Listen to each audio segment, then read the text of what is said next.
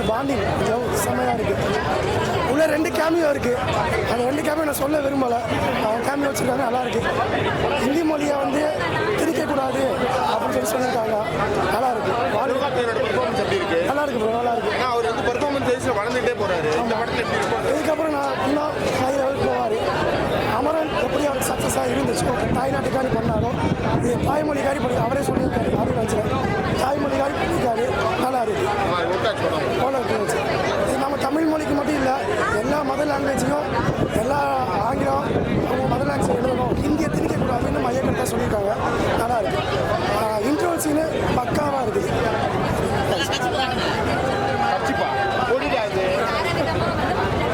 Already நம்ம கிட்ட தமிழ் இருக்குது. அந்த தமிழுங்கிறது எப்படி வந்து முழுமையடைஞ்சி அப்படிங்கிறது தான் படத்தோட மெயின் இது. அதுக்காக நம்ம தமிழ்நாட்டில் எத்தனை பேர் வந்து அதில் உயிர் தியாகமும் இருக்குது, எத்தனை பேர் உயிர் தியாகம் பண்ணியிருக்காங்க அப்படிங்கிறது ஒரு படத்தோட மெயின் கண்டென்ட் ப்ரோ. எல்லாரும் கண்டிப்பாக பார்க்க வேண்டிய படம் ப்ரோ.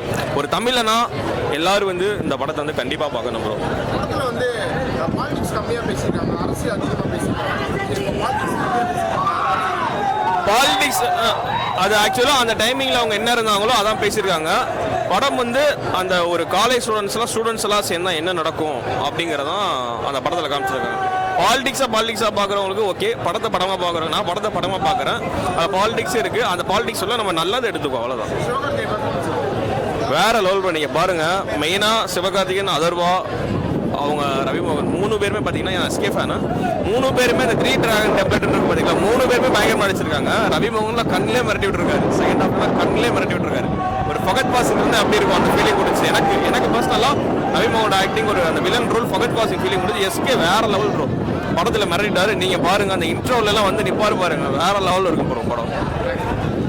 பராசக்தி ஒரு சக்தியுள்ள ஒரு பொருள், அதுதான் தமிழ். அந்த தமிழை பற்றி எப்படி மக்கள் வந்து புரிஞ்சு வச்சுருக்காங்க, ஹிந்தியோட திணிப்பு எப்படி இருக்குது, ஸோ அது எப்படி ஓவராலாக வந்து எப்படி கொண்டு போயிருக்காங்கன்றதான் விஷயம் படத்தில். தமிழ், தெலுங்கு, மலையாளம், ஸோ இதை தாண்டி எல்லா லாங்குவேஜுக்கும் இம்பார்ட்டன்ஸ் கொடுத்து, அதாவது ஹிந்தி மட்டும் முக்கியம் கிடையாது, அதை மட்டும் ஏன் நம்ம கற்றுக்கணும், அதை மட்டும் ஏன் நம்ம இம்போஸ் பண்ணணும் அப்படின்ற ஒரு நல்ல கருத்தை இந்த படம் அவ்வளோ அழகாக சொல்லியிருக்காங்க. எனக்கு ரொம்ப ரொம்ப ரொம்ப பிடிச்சிருக்கு. அண்ட் கண்டிப்பாக வந்து இது வந்து பெரிய படமாக பேசப்படும். ப்ரோ சிவகார்த்திக் செம்மையாக பண்ணியிருக்காரு ப்ரோ. அண்ட் முக்கியமாக வந்து ஏன்னா அவர் மூலியமாக தான் இந்த படமே வந்து பெரிய ஒரு இதுவாக கொண்டு போயிருக்குன்னு தான் சொல்லணும்.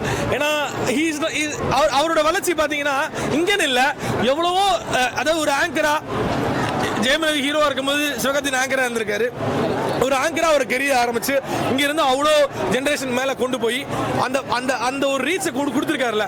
ஸோ அதுதான் விஷயம் இங்கே முக்கியமான விஷயமே அதுதான். அண்ட் முக்கியமாக படத்தோட குழுவினர் உண்மையிலே ஒரு ஃபீமேல் டைரக்டர் இருந்து இவ்வளோ அழகாக ஒரு பெரிய ஒரு அந்த சமுதாயத்துக்கு ஒரு கருத்துள்ள படத்தை கொடுக்க முடியும்னா அது கண்டிப்பாக மேமால தான் முடியும். அந்த மேமுக்கு ஒரு டைரக்டர் மேமுக்கு ஒரு பெரிய பெரிய ஒரு வாழ்த்துக்கள். அண்ட் முக்கியமாக ஜிவிஎம் சார் மியூசிக் அவ்வளோ அழகாக கொண்டு போயிருந்தாங்க. ஏன்னா அந்த நெஞ்சுக்குள்ளி நின்று போகிற அடி மயிலே ஸோ இப்படிதான் அந்த பாட்டு வந்து எனக்கு ரொம்ப ரொம்ப பிடிச்ச ஒரு படம் ஆக்சுவலா. அந்த பாட்டும் சரி, அந்த வரிகளுமே சரி. ஏன்னா அந்த ஸ்டெப்பு கூட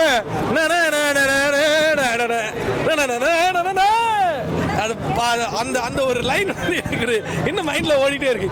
அப்படிதான் அந்த ஒரு பாட்டு வரிகள் சரி, டைரக்ஷன் வைஸ் எல்லாமே அவ்வளோதான் இருந்துச்சு. நிறைய சினிமா அவ்வளோதான் இருந்துச்சு. அண்ட் முக்கியமா பாலிடிக்ஸ், அதாவது எப்படி வந்து அண்ணா வந்து எப்படி இந்திய எதிர்ப்பை வந்து பண்ணாங்க, அண்ட் எஸ் எப்படி கலைஞர் சார் வந்துட்டு அதை எப்படி இது பண்ணாங்க அப்படின்றத அவ்வளோ அழகாக வந்து புரிய வச்சிருக்காங்க. உள்ள நிறைய ட்விஸ்ட் அண்ட் டர்ன்ஸ் இருக்கு. அண்ட் முக்கியமா அந்த நெகட்டிவ் கேரக்டர் பண்ற ஜெயவர்மி சார், உண்மையிலே நீங்க அந்த கேரக்டர் பண்றது ரொம்ப ரொம்ப கஷ்டம். ஏன்னா உங்களை பார்க்கும்போது எனக்கு வந்து அவ்வளோ கோவம் வருது. ஏன்னா ஒரு மனுஷன் இப்படிலாம் நெகட்டிவ் பண்ண முடியுமா அப்படின்ற மாதிரி தான் இருந்துச்சு. ஒரு குழந்தைய கொள்ற விஷயங்கள் ஆகட்டும் சரி, அந்த சென்சார் போன்ற விஷயம் நிறைய இஷ்யூஸ் போயிட்டு இருக்கு. அதெல்லாம் கொஞ்சம் அவாய்ட் பண்ணிருக்கலாம். மற்றபடி படம் எனக்கு ரொம்ப ரொம்ப பிடிச்சிருந்துச்சு. அண்ட் முக்கியமா அண்ணன் தம்பி பொங்கல், ஜனநாயகன், தளபதி விஜய் அண்ணாவோட படத்தை ரிலீஸ் பண்ணியிருக்கலாம். பண்ணியிருந்தா இன்னும் செலிப்ரேட்டாக பண்ணியிருப்போம். அது மட்டும் தான் சின்ன ரசிகராகவே உங்களுக்கு ஜனநாயகன் ஆசை இருக்கா? நான் வந்து சிவகார்த்திகேயன் ரசிகத்துக்கு முன்னாடி எனக்கு தளபதி விஜய் அண்ணா ரொம்ப பிடிக்கும். நான் வந்து சிவகார்த்திகேயன் ரசிகன் எப்போ ஆனேன்னா மான்கராத்தே எதிர்நீச்சல், அதுக்கப்புறம் தான் அதுக்கு முன்னாடி வந்து விஜய் அண்ணா ரொம்ப பிடிக்கும். இப்போ ஒரு டிவி கேட்க போறாரு, எங்களோட சப்போர்ட் இருக்கும். எங்களுக்கு என்ன ஆசைன்னா பொங்கலுக்கு முன்னாடி 14, 13 ஜனநாயக ரிலீஸ் பண்ணணும் அப்படின்னு ஒரு ஆசை.